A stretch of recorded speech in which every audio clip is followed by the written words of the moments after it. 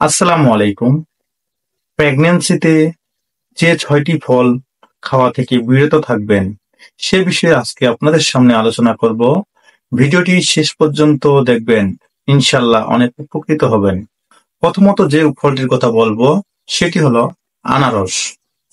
আনারসে থাকা bromelain enzyme প্রোস্টাগ্ল্যান্ডিয়ান উৎপাদন বাড়াতে সহায়তা, যা জরায়ু সংকোচনকে ত্বরান্বিত করতে পারে। এতে প্রেগন্যান্সি মায়েদের প্রসবের ঝুঁকি বেড়ে যেতে পারে।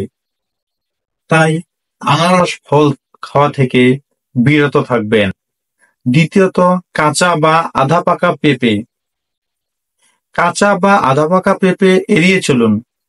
এতে থাকা ল্যাটেক্স জাতীয় এনজাইম, যা অক্সিটোসিনের মতো জরায়ুকে সংকুচিত করতে পারে, ফলে শর্ট টাইম প্রসবের ঝুঁকি বাড়তে পারে। তাই কাঁচা বা আধা পাকা পেঁপে খাওয়া থেকে বিরত থাকবেন।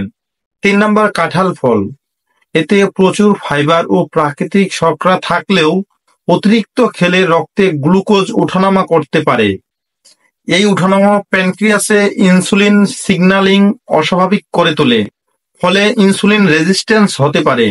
তাই কাঁঠাল ফল খাওয়া থেকে বিরত থাকবেন। যদি খেতেই হয় তাহলে সপ্তাহে ১ থেকে ২টি কোয়া খেতে পারেন।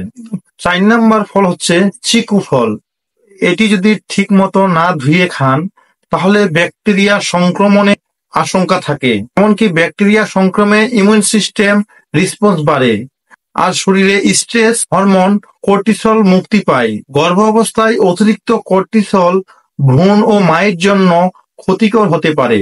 তাই আপনারা গর্ভাবস্থায় অবশ্যই চিকু ফল খাওয়া থেকে বিরত থাকবেন। ৫ নম্বর, লেবু ফল। এটি প্রধানত অতিরিক্ত টক ফল, যেমন লেবু, কমলা।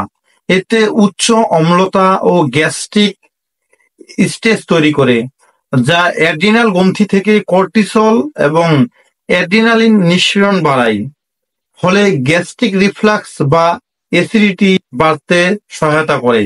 গর্ভাবস্থায় অবশ্যই লেবু ফল পরিহার করবেন। লাস্ট যে ফলটির কথা বলবো সেটি হলো কাঁচা বা আধা পাকা আম। এই কাঁচা বা আধা পাকা আমে ট্যানিন জাতীয় একটি পদার্থ বেশি থাকে, যা হজম করতে সমস্যা করে।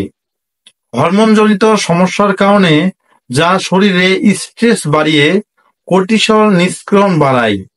তাই পুরোপুরি পাকা ফলেই খান, কিন্তু কাঁচা ফল থেকে বিরত থাকবেন।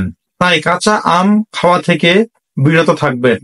যদি প্রাকৃতিকভাবে আম পাকা হয় তাহলে আপনি ২-১ টুকরো খেতে পারেন, কিন্তু অতিরিক্ত পরিমাণে নয়, পরিমিত পরিমাণ খেতে পারেন। এই ছিল আজকের ভিডিও। গর্ভাবস্থায় কিছু ফলের কারণে হরমোনাল প্রভাব পড়ে থাকে, তাই প্রতিটি ফলের সতর্কতা মাথায় রেখে খাবার তালিকা সাজান। সুস্থ থাকুন। কোনো প্রশ্ন থাকলে কমেন্টে জানান। ভিডিওটি ইউটিউব থেকে দেখে থাকলে চ্যানেলটিকে সাবস্ক্রাইব করবেন। যদি ফেসবুক পেজ থেকে দেখে থাকেন তাহলে লাইক ও ফলো দিতে ভুলবেন না। আল্লাহ হাফেজ।